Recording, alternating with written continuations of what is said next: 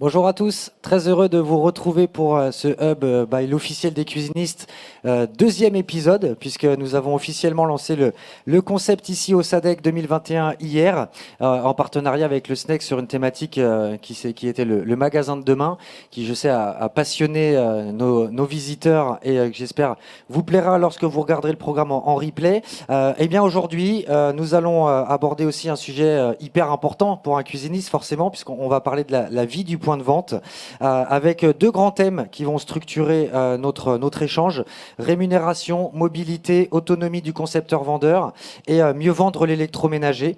Et donc je suis très heureux d'être aujourd'hui accompagné sur ce plateau par Thomas Bourgeois, directeur marketing et communication de 1000 France, et Roberto Drapron, formateur à la Fabrique. Bonjour messieurs. Bonjour. Bonjour Julien. Alors avant de démarrer ce sujet passionnant, j'aimerais que vous vous présentiez sur vos fonctions et votre rôle. On va démarrer avec Thomas. Thomas, quel est votre rôle précis chez 1000 France ? Alors, je suis directeur marketing et communication, mais dans mon périmètre, j'ai aussi notamment la formation et les activités culinaires, les produits, le digital et la communication. Et donc, le marketing, les produits, la formation et les activités culinaires sont bien évidemment intimement liés. Donc une fonction assez dense à ce que je vois. Vous devez avoir beaucoup de boulot. Et Roberto, c'est le moment de présenter la Fabrique, bien connue, mais toujours sympa de se rappeler la Fabrique. Et puis votre rôle de formateur, dites-nous en plus. Très bien. Alors, effectivement, la Fabrique est une vieille école et en même temps toute récente. Elle date de 2013. C'est le rassemblement de trois vieux, très gros programmes de formation de la Chambre de commerce et d'industrie de Paris. L'école Grégoire, l'école de la mode et les programmes de merchandising. On a regroupé ces trois gros programmes très anciens pour faire la Fabrique et on est devenu un pôle mode luxe vraiment dédié aux entreprises pour répondre au plus près aux attentes de la formation professionnelle. Moi, mon rôle dans cette institution, ça va être la formation des concepteurs-vendeurs, des décorateurs, mais aussi d'organiser une espèce de lien entre les formateurs et les entreprises. Donc là aussi un rôle passionnant. Messieurs, je pense qu'il est temps de rentrer dans le vif du sujet. On va démarrer avec un focus précis sur le concepteur-vendeur. Donc, je pense que dans ce cadre-là, Roberto, vous formez les futurs professionnels et c'est votre quotidien de voir et de côtoyer les jeunes qui seront demain les concepteurs en magasin. Qu'est-ce que vous avez observé comme évolution dans leur profil, dans leurs attentes? Voilà, dites-nous un peu votre ressenti sur cette nouvelle génération. Pour moi, il y a deux choses qui vont se détacher. J'ai une évolution sur l'Île-de-France qui est très marqué par la reconversion et par des adultes qui changent de métier. Donc on retrouve beaucoup plus de gens de 35, 40, 45, 50 ans qui vont changer de métier. Ça, c'est vraiment flagrant. À l'inverse, sur le national, dans d'autres régions, on a plutôt un retour des jeunes, des plus 2, plus 3, plus 4, qui sont dans des métiers où il n'y a pas beaucoup d'employabilité. Je pense à la déco d'intérieur, à l'architecture d'intérieur. Et puis, ils viennent chercher un job où il y aura de l'emploi. Et là, on les retrouve en région, beaucoup plus qu'en région parisienne. Un vrai retour qui fait vraiment plaisir à voir. Alors Thomas, dans le cadre de vos fonctions et bien sûr dans le cadre de 1000 France, vous intervenez très souvent en magasin, vous êtes sur le terrain, vous rencontrez également les cuisinistes dans le cadre d'événements comme le SADEC. Est-ce que vous sentez que la nouvelle génération des concepteurs-vendeurs a des demandes particulières, des attentes particulières? Je pense notamment bien sûr à la digitalisation, la connectivité des appareils. Est-ce que c'est quelque chose qui est prégnant aujourd'hui chez les jeunes concepteurs-vendeurs? Alors oui, ça peut être le cas. Je vais parler de mon point de vue forcément, puisque vous savez qu'on est une marque qui vend des appareils haut de gamme. Donc souvent, ils sont intéressés de savoir si les appareils sont connectés. Néanmoins, la priorité chez nous, c'est quand même de prouver que le produit il est de qualité, qu'il va offrir des résultats, qu'il aura une super performance, un super fonctionnement. Et la connectivité vient rassuré finalement, puisque quand on investit dans un appareil un certain prix, on veut être certain qu'il va pouvoir évoluer et pouvoir remplir différentes missions au cours de sa vie. On en parlera plus tard sans doute, mais la connectivité, c'est l'utilisation du produit, bien sûr, mais c'est aussi potentiellement des mises à jour, ce qui fait qu'on va pouvoir avoir un produit qui est toujours au meilleur de sa forme, qu'on va aussi pouvoir faire évoluer au fil du temps, puisqu'on vend des produits qui vont durer un certain temps, et que du coup, on sera certain d'avoir un produit qui sera toujours dans le coup, tout simplement. Toujours à jour, quelque part. Toujours à Ça, jour. ça, c'est aussi quelque chose qu'on voit beaucoup avec nos smartphones aujourd'hui, les mises à jour régulières. Roberto, est-ce que ces sujets, digitalisation, connectivité, là je parle en lien avec les appareils, sont des choses, et quand vous abordez ces thématiques, vous sentez un intérêt particulier des jeunes que vous formez, ou moins jeunes, mais en tout cas des gens que vous formez? Alors pour les néo-concepteurs, oui, toujours très emballés par la connectivité, par une forme de domotique et très intéressés au départ. Et puis après, il y a la réalité de terrain qui les rattrape. Et ce que l'on attend sur le terrain, nos consommateurs nous demandent du SAV connecté, par exemple. Et c'est ce qu'on demande à nos appareils. Finalement, la connectivité, il n'y a pas un engouement si massif que ça de la part des clients. Donc je rejoins un peu Thomas sur le sujet. On revient à des choses beaucoup plus pratico-pratiques pour nos clients et nos concepteurs. L'appétit de connaissances sur la connectivité dégringole très très vite. Et c'est un peu dommageable parce qu'il va falloir s'assurer que dans les années à venir, les mises à jour de produits, l'évolution pour pouvoir continuer à utiliser correctement ces appareils, il faudra qu'elles soient bien intégrées par ces néo-concepteurs. Donc une espèce de paradoxe sur le sujet là. Ou en tout cas un sujet qui existe au niveau des fabricants, en devenir au niveau des concepteurs-vendeurs. C'est une évolution majeure dans le monde de l'électro. On suivra ça de près dans le cadre du hub et de l'officiel des cuisinistes, bien sûr. Alors j'aimerais aborder là un sujet aussi très important, c'est un peu le nerf de la guerre, la rémunération. On sait qu'aujourd'hui le modèle traditionnel, c'est un fixe, des commissions. Pourtant, est-ce que la nouvelle génération n'attend pas un nouveau mode de fonctionnement, n'attend pas quelque chose de plus collaboratif, collectif, je ne sais pas. Comment trouver le juste équilibre, Roberto, sur ces sujets de rémunération? L'équilibre, il va être en lien avec plusieurs vecteurs en réalité et plusieurs choses. C'est-à-dire que, quelle va être l'attente du concepteur? Quelle est sa motivation en termes de rémunération? Combien veut-il gagner? Est-il à la recherche d'une rémunération non plafonnée? Est-ce qu'il cherche un minimum? Donc ça va avoir une importance. Puis après, il va y avoir ce que propose le point de vente. Quelle est la capacité du point de vente à amener des clients et à assurer un chiffre d'affaires? Donc tout ça, ça doit rentrer en ligne de compte. Ensuite, il y a un troisième point qui est important, c'est la fiche de poste du concepteur cuisine. Quand vous allez embaucher un concepteur cuisine, il y a celui qui va s'occuper de tout, de A à Z, de l'accueil jusqu'à la planification de la pause. Et puis, il peut y avoir d'autres manières d'aborder le rôle de concepteur. Donc oui, il va falloir que ça évolue. Oui, la prime, et en tout cas le pourcentage à commission reste importante pour la motivation, mais il va falloir trouver des évolutions. On sait qu'aujourd'hui, certaines enseignes testent des solutions de rémunération collective, des primes de fin d'année sur un résultat global. On sait que le NPS, Net Promoter Score, prend une importance incroyable dans les points de vente. Alors, quels avantages, quels inconvénients par rapport à ces nouveaux modes de fonctionnement, d'après vous ? Le premier avantage que je vois, c'est vraiment une modification du management avec plus de transversalité, avec peut-être un petit peu plus de liberté. Et donc, ça peut amener à une forme de management de groupe fait par le groupe et pour le groupe. Et là, on a des très très bons résultats. On le retrouve dans le bricolage, on le retrouve effectivement maintenant dans le secteur de la cuisine. Donc, ça fonctionne. L'inconvénient, c'est que ça peut aussi créer des tensions. Celui qui fait plus de chiffres, celui qui fait moins de chiffres, le vendeur qui veut absolument son salaire non plafonné. Et c'est là où il va falloir être très, très cadré sur la typologie de nos salariés et l'esprit de groupe qu'ils peuvent avoir. Très intéressant. Thomas, que pensez-vous de cette réflexion autour de la rémunération, même si vous êtes très lié à l'électroménager, mais votre avis sur cette question ? Ce sera plutôt un avis de manager. Je pense que c'est, on le disait, là où on met le curseur, je pense que la partie collective, elle est importante. Ça participe à la vie du point de vente, la qualité de l'accueil qu'on va être en capacité de fournir. Et puis la fidélisation de ses collaborateurs, l'envie de bien faire et à la fin, la satisfaction du client. Ouais, donc on a encore des sujets qui sont, on est en plein dans le cœur de l'actualité et de l'évolution du rôle du concepteur-vendeur et de sa rémunération. À tout cela se rattache une notion que je sais être importante aussi en ce moment dans beaucoup d'entreprises, et donc une thématique qu'on va aborder un peu plus précisément, qui est le management libéré. Alors, je sais que le rôle du concepteur-vendeur est avant tout de conseiller, de vendre.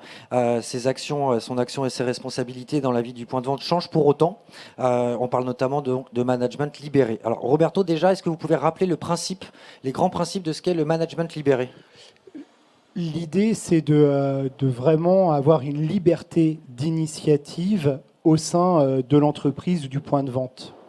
Ça sous-entend que finalement, on revisite complètement le schéma de management classique et finalement, le patron de magasin ou le directeur des ventes va devoir écouter, analyser et encadrer les demandes de l'ensemble de ses salariés.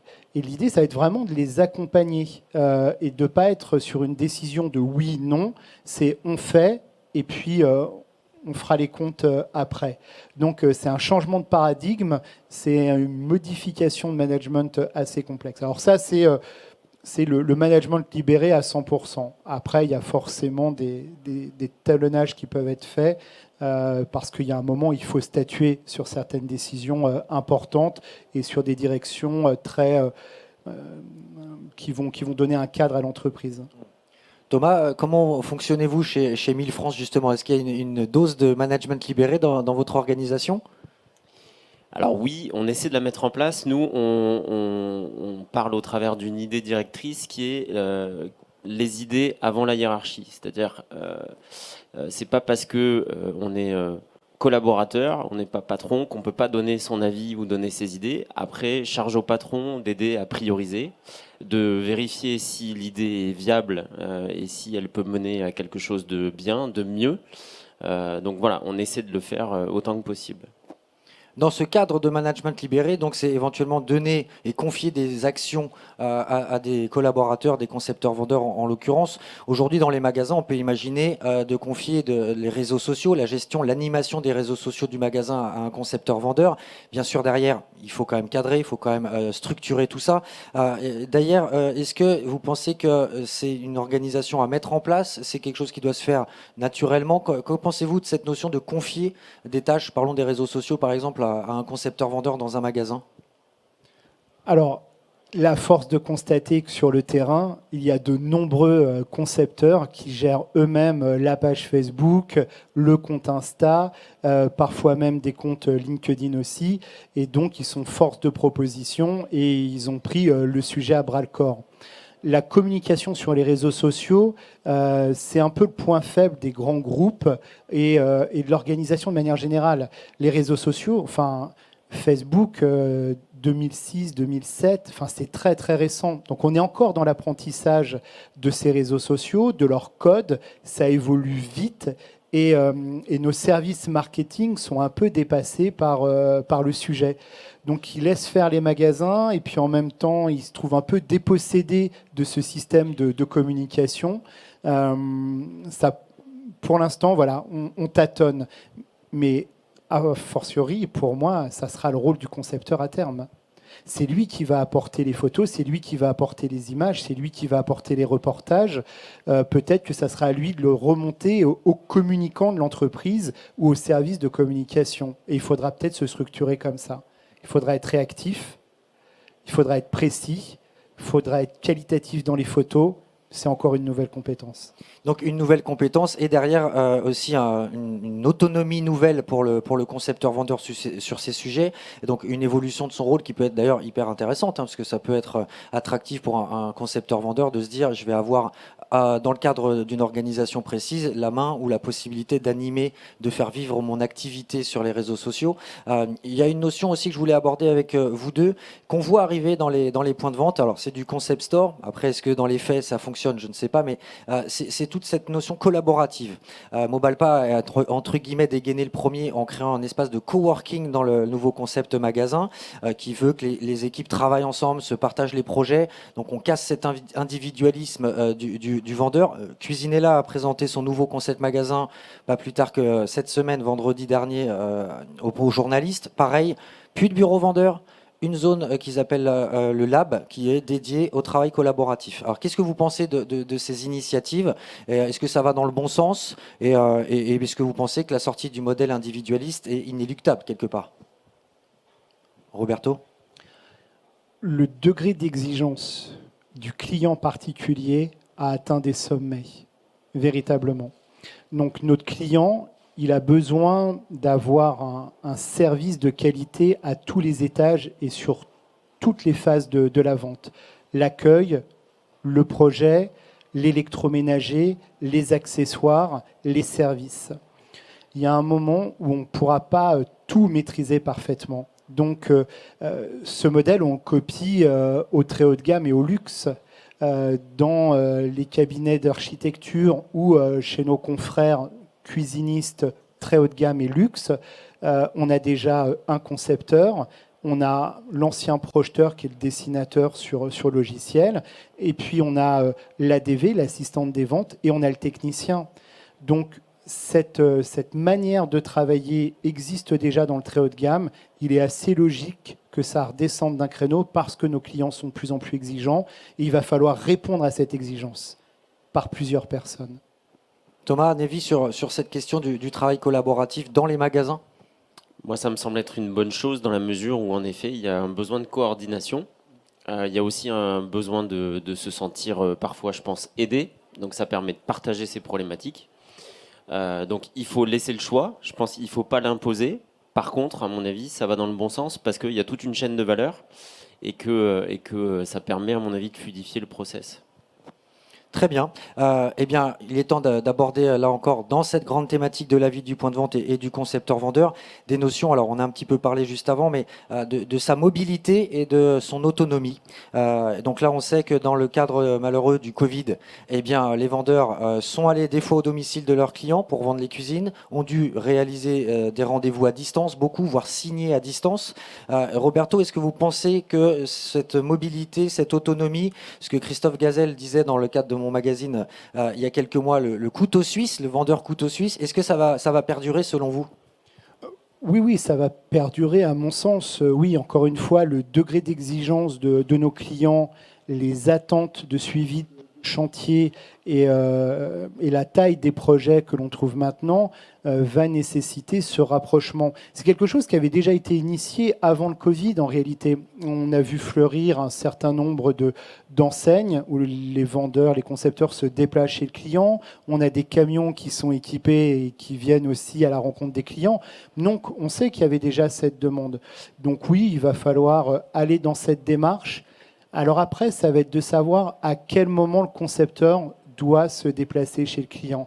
Est-ce que c'est au moment du relevé de cote? Est-ce que c'est véritablement au concepteur de le faire? Est-ce que ce n'est pas plutôt un technicien? Et puis, moi, la question que je me pose, peut-être que Thomas pourra réagir sur le sujet, c'est la mise en route de l'électroménager. Pour moi, il me semblerait très logique que la mise en route de l'électroménager soit faite par le concepteur qui a vendu son électroménager, sa cuisine. Et là, la visite sur le chantier me semble très, très importante. Voilà, donc il y a des compétences que certains concepteurs vont abandonner. Il va falloir en gagner d'autres. Il va falloir trouver d'autres manières de servir nos clients. Thomas, votre avis sur cette notion de mieux utiliser la mise en service de l'électroménager chez le consommateur par le concepteur pour créer du lien? Qu'est-ce que vous pensez de cette réflexion? Moi, j'aime bien quand on me tend des perches comme ça parce que en fait, c'est un service qu'on propose par le biais de nos équipes techniques. On a un maillage territorial qui nous le permet. Je pense, en tout état de cause, que l'accompagnement du concepteur-vendeur, il a encore plus de valeur ajoutée parce qu'il vient finaliser la vente. Il vient finalement passer un moment convivial avec son consommateur. Et après, s'il faut qu'il le fasse avec notre soutien à nous, parce que on propose des appareils qui ont besoin d'être expliqués, d'être essayés, d'être compris avant d'être laissé seul devant son produit, bah, pourquoi pas le faire ensemble? Très bien. Alors, question aussi forcément qui découle de cette réflexion. Un concepteur-vendeur, nouveau couteau suisse, amené à se déplacer peut-être plus fréquemment. Le patron, quelles conséquences? Il doit fournir un véhicule, il doit rentrer dans un cadre contractuel différent. Voilà. Comment anticiper et préparer ça? C'est une absence dans le magasin aussi. Donc, comment d'après vous, on peut gérer cette évolution du vendeur mobile? J'aurais tendance à répondre avec l'ensemble des réponses qu'on a apportées tout à l'heure.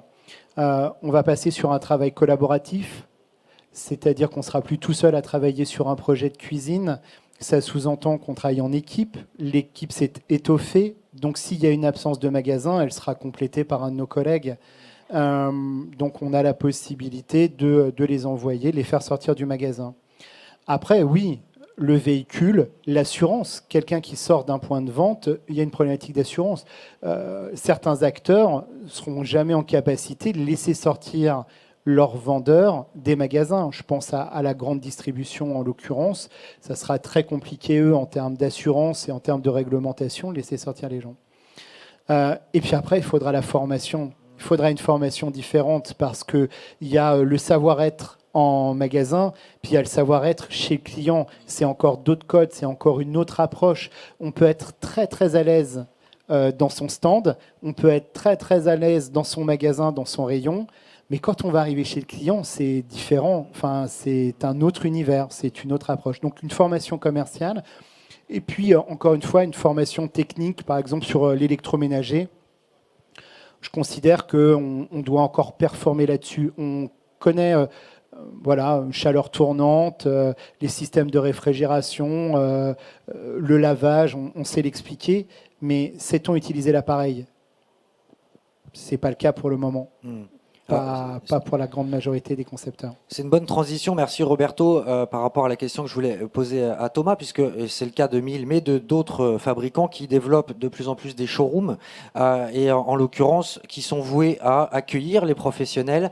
C'est quand même hyper intéressant parce que c'est une mise à disposition de quasi l'entièreté des gammes, alors qu'en magasin, il y a une sélection d'appareils. C'est une expertise qui est sur place et qui peut accompagner le concepteur-vendeur pour répondre à ce que tu disais, Roberto. Alors, est-ce que vous pensez qu'aujourd'hui, ces outils qui sont mis à disposition de vos partenaires revendeurs sont assez utilisés dans le parcours conso? Est-ce que, voilà, pour vous, c'est assez utilisé? Est-ce qu'il faudrait plus inciter les cuisinistes à venir avec leurs clients dans vos showrooms? Je vais prêcher pour ma paroisse parce qu'on a été l'une des premières marques à aller dans ce sens. D'abord parce que, en effet, tu le dis, on a besoin de donner de la visibilité à nos produits. C'est vrai que quand on a une cuisine équipée, on ne se rend pas compte de l'intégralité des possibilités, de la largeur de gamme qu'on propose. Donc ça, c'est devenu primordial pour nous. Et puis, dans les zones où on l'a fait, ben oui, on voit que ça fait progresser les affaires des cuisinistes qui travaillent avec nous, tout simplement parce que on prend en charge quelque part cette explication, on aide à monter en gamme, on rassure, et puis comme on a un bagage technique sur les produits supérieurs, et ben c'est quelque chose qui est finalement gagnant-gagnant. Je crois qu'aujourd'hui le modèle il est assez éprouvé et il prouve qu'il fonctionne bien. On s'en sert beaucoup comme lieu de formation aussi, hein. On accueille avec plaisir les concepteurs vendeurs, les équipes des magasins. Ça permet de passer un moment convivial en dehors du magasin, ça fait du bien, et de deux, ça permet de tester en conditions réelles les appareils. C'est pour ça que dans mes attributions, j'ai aussi cette partie culinaire, puisque en soutien de la formation sur les appareils de cuisson, la plupart du temps, on fait cuisiner les gens sur les appareils et on peut vraiment se rendre compte du résultat que propose tel ou tel type de produit. Donc là, en l'occurrence, le 1000 Experience Center porte bien son nom, puisqu'il permet d'aller vraiment beaucoup plus loin. Bah, c'est là encore une très bonne transition, puisqu'on va d'ores et déjà, et dès maintenant, pardon, s'intéresser plus spécifiquement à l'électroménager, avec la thématique de mieux le vendre. Donc comment mieux vendre l'électroménager, vaste sujet. On sait qu'en ce moment, le contexte est quand même compliqué sur tout un tas de familles de produits, mais on va en parler. Donc en l'occurrence, Thomas, votre analyse sur cette grande question de comment mieux vendre l'électroménager aujourd'hui? Je crois qu'il n'y a pas de secret. Il faut déjà s'y intéresser. Ça, c'est le premier point. Il faut se former, parce que quand on est formé, on prend confiance en soi. Et aujourd'hui, la clé, parce qu'il y a un sujet aussi, c'est est-ce que j'ai envie de m'embêter à parler de l'électroménager? Finalement, c'est pas tellement mon job. Je préfère me consacrer aux meubles. Mais c'est aussi souvent par méconnaissance, par peur. Et je pense que c'est primordial, parce que la cuisine, il y a son agencement, il y a les habitudes qu'on a, il y a comprendre ce que veut réellement le client, ce qu'il a envie de faire dans sa cuisine. Et à la fin, les instruments qu'il va utiliser, au-delà du plan de travail et de tout ce qu'il peut y avoir dans la cuisine, bah, ce sont les appareils électroménagers. Donc voilà. Roberto, comment mieux vendre l'électroménager? En formation, vous faites quoi et comment vous travaillez le sujet pour que les concepteurs vendent mieux l'électro? Alors, pour nous, la formation théorique, ça effectivement, ça reste tout de même un incontournable. La visite de showroom, la multiplication de ces showrooms par les différentes marques nous ont permis de sortir davantage. Donc j'ai la joie de pouvoir bénéficier des showrooms 2000, mais aussi d'autres acteurs du marché. Et ce showroom, voilà, on voit le produit, on a un discours complémentaire à celui du formateur. C'est du complément, j'appelle ça de la redite. Il faut répéter les informations aux uns et aux autres. La démo culinaire, c'est quelque chose de très très intéressant. Donc on essaie aussi de faire de la démonstration culinaire. Et moi j'essaie d'apporter aussi une culture cuisine. Il faut s'intéresser à l'appareil, mais à quoi va-t-il nous servir? Et quand on parle de cuisine, comment les gens cuisinent, il faut absolument que le vendeur s'intéresse à la cuisine. Comment cuisiner? L'exemple typique, c'est le riz. Enfin, vous prenez une classe avec 14 stagiaires, vous avez 5, 6, 7 manières de cuisiner le riz. Et ça, il faut que le concepteur l'ait en tête, qu'il puisse parler avec ses clients de cuissons diverses et variées, pour de la viande, pour des légumes, pour des féculents, quel appareil on va utiliser, quelle fonctionnalité on va utiliser. Et ça sera la même chose pour le réfrigérateur, la même chose pour le lavage. Comment on lave notre vaisselle, quel type de vaisselle on va laver. Donc, utiliser le matériel. Il faut que les vendeurs l'utilisent. Alors, ce sujet de mieux vendre l'électroménager est quelque chose qui n'est pas nouveau. On sait que depuis longtemps, le cuisiniste pense d'abord bois et va ensuite s'intéresser à d'autres sujets. Il y a aussi un aspect conjoncturel et un aspect d'actualité du moment.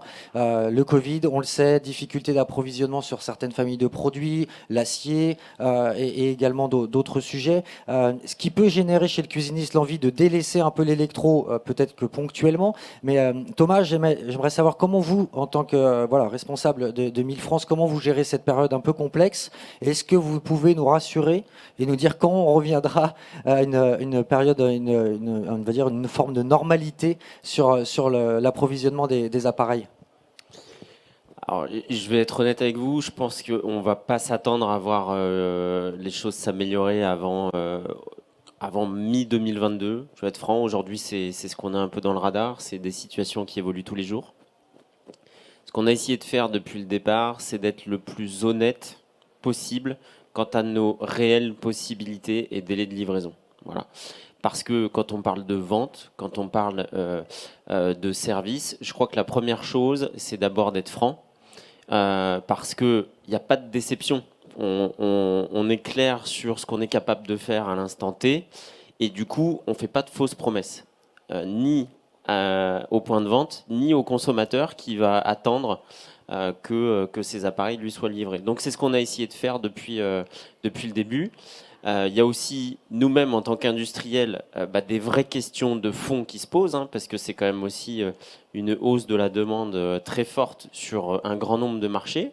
Donc c'est demain, quelle est la vision à 5 ans sur l'évolution de ces marchés? Est-ce que ça nécessite pour nous d'investir encore plus sur les outils de production pour augmenter les capacités? Et compte tenu de la volatilité des marchés, c'est très difficile de prévoir ce qui va se passer ne serait-ce que dans un an. Donc ça peut avoir des impacts très importants sur les entreprises. Donc on essaie de naviguer au mieux de tout ça. On sait que il y a très clairement un engouement sur la maison, une montée en gamme, un besoin sur la durabilité, sur la qualité, sur la recyclabilité. Tout ça, je pense qu'on a une marque qui y répond bien et depuis toujours. Donc, on est confiant pour l'avenir. Donc oui, on va continuer d'investir pour augmenter nos capacités de production dans les années qui viennent. Roberto, un mot sur cette période un petit peu compliquée dans le monde, et pas que dans le monde de l'électroménager d'ailleurs, parce qu'on sait que dans le meuble, il y a aussi des soucis, les charnières, c'est compliqué. Enfin, ouais. Je vous laisse parler. Pas que dans le monde de la cuisine d'une part, et puis moi je voudrais sortir du côté conjoncturel. On est dans une situation qui est particulière, mais pour répondre à la question mieux vendre l'électroménager, il y a aussi une action très forte des représentants de marques qui doivent être plus proches des équipes sur le terrain. Alors, en ce moment, si on revient à la conjoncture, les représentants doivent répondre aux questions des vendeurs. Ils doivent être en capacité de les rassurer. On va avoir les informations des représentants des équipes de Thomas. Certes, c'est ce que je constate aussi sur le terrain. On a d'autres acteurs où on a un petit peu moins d'informations, on est un peu dans le flou et on se retrouve avec des clients frustrés, avec des vendeurs frustrés. Ça met mal à l'aise tout le monde. Donc il faut véritablement un accompagnement des représentants sur le terrain. C'est très très important. J'ai eu l'impression de voir disparaître un peu cet accompagnement avec des représentants maintenant qui ont 400, 500 adresses à visiter. Enfin, là aussi, il faut l'avoir en tête. Le travail de représentant est devenu titanesque en termes de contact client. Dans certaines enseignes, il faut revisiter le schéma, à mon sens. Très bien. On va aborder là une partie liée au financement des appareils électroménagers, qui peut être une clé pour mieux les vendre. Hier, ici même, était à mes côtés Lionel Galichet, expert automobile, qui a eu un discours passionnant, très poussé sur certains sujets, mais passionnant. On sait que dans l'automobile, LOA, LLD, tout ça, c'est des choses qui sont intégrées depuis très longtemps. Pas forcément, voire pas du tout. Aujourd'hui, je pense plutôt à la LOA, location à option d'achat dans le monde de la cuisine et de l'électroménager. Est-ce que vous pensez que ces modes de financement pourraient être des leviers commerciaux pour premiumiser et éventuellement faire monter en gamme? Que pensez-vous de ces possibilités de nouveaux modes de financement des équipements électroménagers, Thomas? Je pense qu'il faut se poser la question. Parce que on sait que dans l'automobile, ça a pris une part importante des ventes aux particuliers. On est dans un contexte un peu différent, on en a parlé un peu tous les deux avant de se parler là. Moi je suis plutôt sur un modèle qui tendrait à dire que les clients, ils ont envie d'acheter un produit et de ne pas avoir à s'en soucier.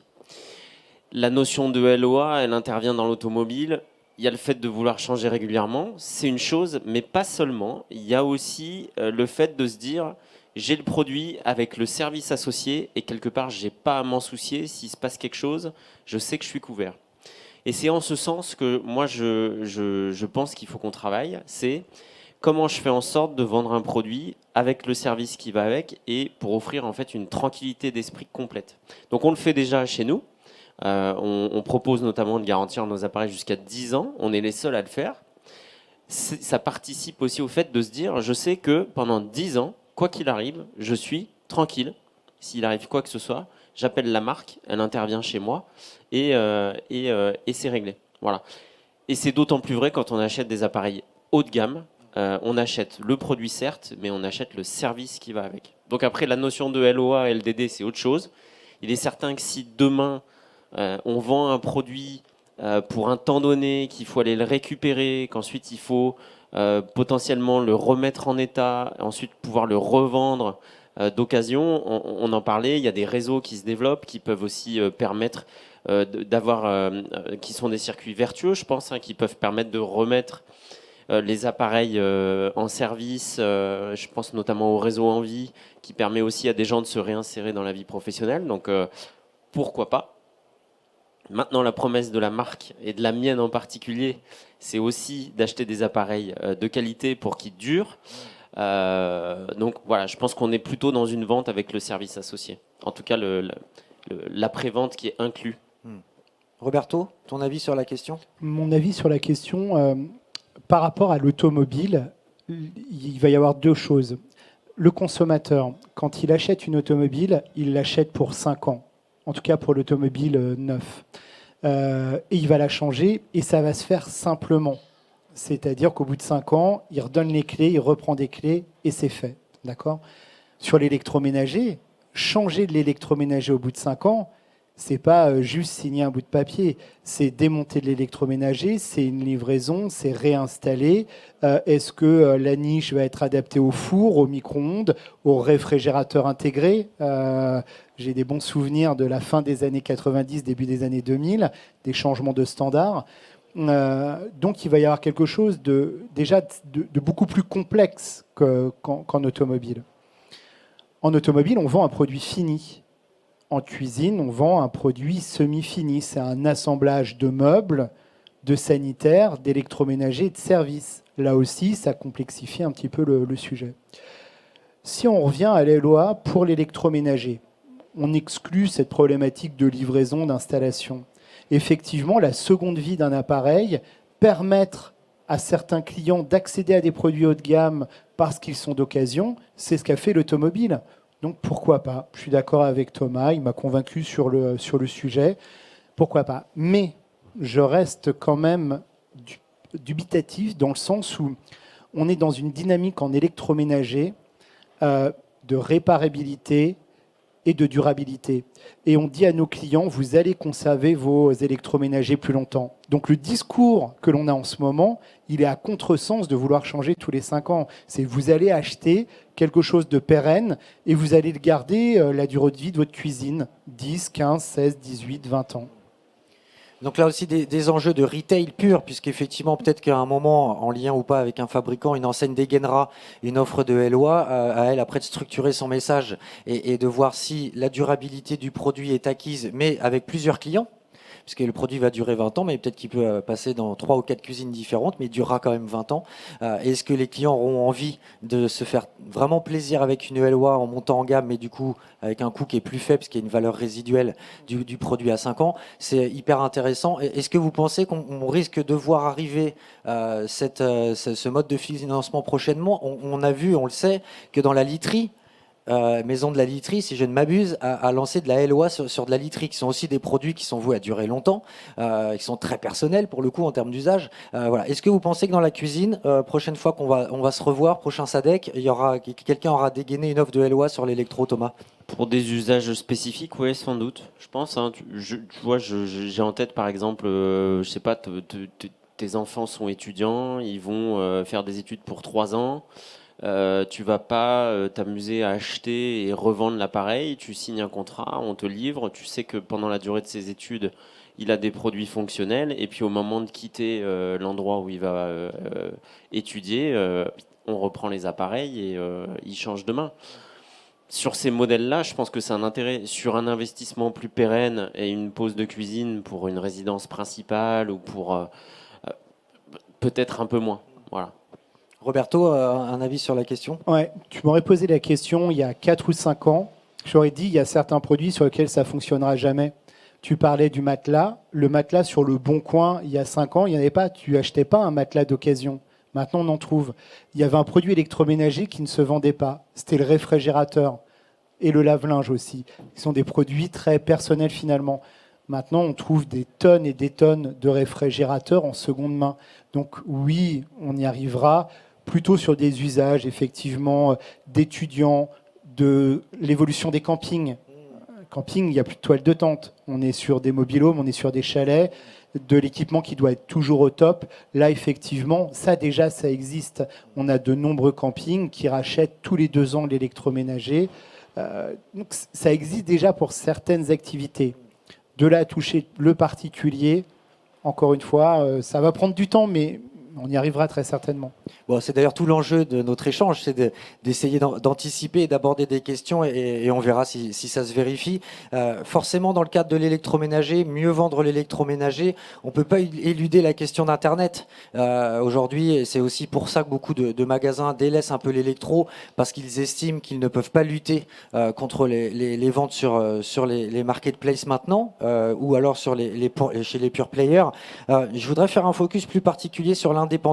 Aujourd'hui, comment, selon vous, un indépendant peut encore lutter face à quelqu'un qui arrive avec des prix fracassés sur le web? Voilà.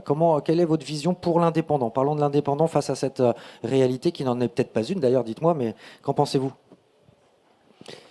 Alors moi, je vais me positionner forcément sur ce sujet parce que là aussi, c'est quelque chose qu'on a pris à bras le corps il y a déjà plusieurs années avec des gammes dédiées, des produits qu'on ne trouve que dans les réseaux cuisinistes, avec des vraies différenciations. Donc ça déjà, en tant que vendeur d'électroménager, c'est le premier point.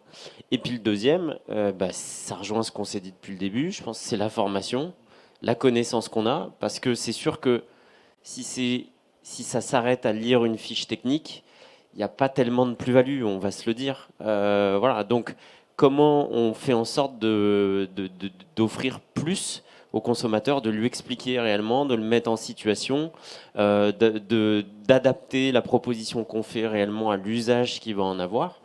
Voilà, donc ça se fait à deux niveaux. Déjà, en choisissant les gens avec qui on travaille. Et forcément, ça va dans le sens de ce qu'on essaie de mettre en place. Et puis ensuite, en offrant de la valeur ajoutée aux clients qui passent la porte du magasin. Oui, amener une notion d'expertise qui est positionnée à un tel niveau que du coup, Internet ne lutte pas pour le coup dans le sens inverse. Roberto, un avis sur... Il ne faut pas oublier que c'est quand même même un achat anxiogène. Hein. Quand refaire une cuisine, c'est des travaux, c'est souvent un investissement lourd pour les foyers. Donc il faut pas oublier. Et le fait d'avoir justement cette connaissance, cette fluidité dans le process aussi pour avoir tout livré en même temps et d'avoir des produits qui correspondent à ce que vraiment on attend, c'est ce qui doit faire la différence, très clairement. Roberto, c'est ton avis sur cette question, indépendant vs Internet dans le cadre de l'électro, qu'est-ce que tu en penses? Thomas a évoqué une période où ils ont pris à bras le corps le sujet. Je me rappelle des années 2006, 2007, 2008. J'étais encore en activité en magasin et je me suis retrouvé, je crois que c'est 2006, 30% de mes cuisines seulement étaient équipées en électroménager. J'avais craqué, hein, mais complètement laissé tomber parce que j'arrivais plus à faire face à cette concurrence du web. Il y a eu des gammes dédiées. Il y a eu des discours, il y a eu un point sur les garanties et sur les SAV. Il a fallu faire tout un travail et je trouve que maintenant c'est plutôt pas mal encadré. Et donc il faudrait peut-être remettre un point sur ces garanties, sur cette valeur ajoutée, parce qu'on voit bien que le client est prêt à payer pour un conseil. On y arrive gentiment. Donc la valeur ajoutée dont parlait Thomas, elle est monnayable. Donc on peut vendre un peu plus cher notre électroménager avec un certain nombre de nos clients. Et il ne faut pas hésiter à rappeler aux clients la valeur ajoutée du vendeur. Voilà, vous venez me l'acheter à moi, moi je mange, j'ai un magasin, je vous reçois, vous êtes au chaud, tout ça, ça a une valeur. Donc il y a un argumentaire, peut-être pas aussi violent que je viens de le faire là, mais il faut remettre le client face à ses responsabilités d'acheteur. Donc voilà, le vendeur doit passer plus de temps sur la partie électroménager. C'est l'électroménager qui va faire rêver les clients. C'est l'électroménager qui permet l'appropriation du projet. Ta question était sur le concepteur indépendant. Il va argumenter sa cuisine sur quoi? Sur l'électroménager. On va cuisiner, on va faire vivre cette cuisine, on va faire vivre ce projet. Et c'est grâce à l'électroménager qu'on va faire cette appropriation. Donc pourquoi il ne vendrait pas l'électro? Et pourquoi il ne le vendrait pas plus cher que sur le net? Voilà. Donc là encore, la formation, le message à faire passer est clair. Il y a le potentiel, les cuisinistes, qu'ils soient indépendants ou non, a toutes les clés en main et toutes les raisons de ne pas délaisser l'électroménager. Alors notre échange passionnant, on pourrait peut-être en parler encore de longues minutes ensemble, touche à sa fin. J'aimerais que, voilà, pour conclure, et encore une fois pour vous adresser aux gens qui nous écoutent ici et également qui nous verront en replay sur nos différents canaux digitaux. Est-ce que vous avez un message à faire passer en guise de conclusion sur notre échange aux cuisinistes qui vont nous regarder? Oui, alors si je devais m'adresser aux cuisinistes, je leur dirais que véritablement, c'est la filière qui doit travailler sur nos métiers. Quand je dis travailler sur nos métiers, ça veut dire expliquer au grand public ce qu'est le métier de concepteur-vendeur. Et c'est la filière dans sa globalité qui doit travailler à la promotion du concepteur-vendeur, de l'installateur, du technicien, de manière à ce qu'on puisse véritablement se développer et puis avoir encore des années prospères. Il y a une petite phrase que je reprends souvent en formation parce que j'aime le travail de groupe en formation, mais c'est valable aussi là. Jigoro Kano qui dit « entraide et prospérité mutuelle ». Entraide et prospérité mutuelle. Si on arrive à s'entraider dans la filière, on arrivera à gagner une espèce de pérennité et d'avoir des années encore très prospères. Voilà, ça serait mon mot de conclusion, mon appel à ce qu'on travaille encore davantage tous ensemble. Une note positive pour conclure chez Roberto. Et toi, Thomas, est-ce que tu as un mot et une conclusion par rapport à tous ces sujets abordés? Non, bah, ça va être assez simple en fait. Ça va être n'oubliez pas l'électroménager, n'oubliez pas que nos équipes sont là pour vous accompagner, n'oubliez pas qu'on vous propose des produits de qualité, une force de vente dédiée, beaucoup de services et que bien choisir les marques qui vont vous entourer, c'est aussi, une